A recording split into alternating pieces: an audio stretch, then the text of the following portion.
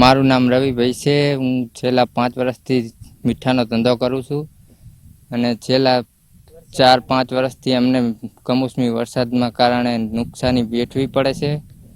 સરકાર કદાચ સહાય કરાય તો એવી અમારી અપીલ છે। અમારો 5 મહિનાનો માલ થાય એમાં 50-60 હજાર રૂપિયાનો માલ ધોવાઈ જાય છે। સરકાર પાસે શું ઈચ્છા છે? સરકાર અમને સહાય આપે કંઈક।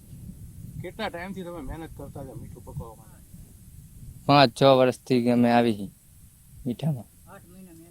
કેટલા ટન મીઠું થતું હોય છે?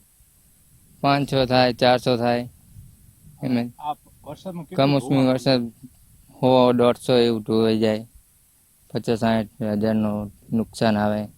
મારું નામ પ્રવીણભાઈ મનસુખભાઈ ઠક્કર, મુકામ પાટડી, હાથિયા સોલ ટ્રેડર્સ।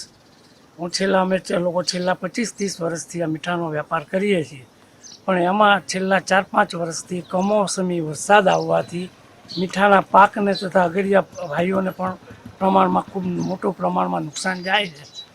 જે અંગે અમે વેપારી ભાઈઓએ નિર્ણય કરી થોડો ભાવ વધારો કરેલ છે કે જેનો લાભ અમે અગરિયા ભાઈઓને આપી શકીએ। ખરેખર અગરિયા ભાઈઓને નુકસાન ઓછું જાય એ માટેના અમારા પ્રયત્નો પૂરા હોય છે।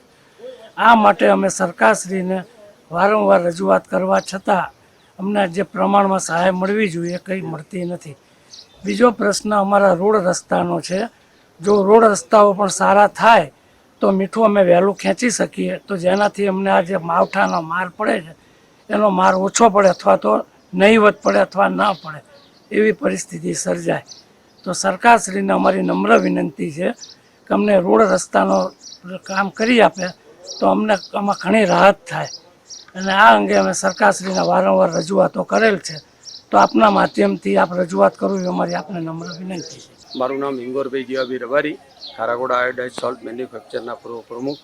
તાજેતરમાં સાયક્લોન થવાના કારણે કમોસમી વરસાદ છેલ્લા અઠવાડિયાથી પડી રહ્યો છે। આ કમોસમી વરસાદ પડી રહેવાથી રણમાં અગરિયા લોકોનું જે મીઠું પાકેલું છે આશરે 7-8 લાખ ટન રણમાં મીઠું છે, અને આ વરસાદ પડવાના કારણે એ મીઠું ખેંચવા માટે ખૂબ મોટી તકલીફ છે।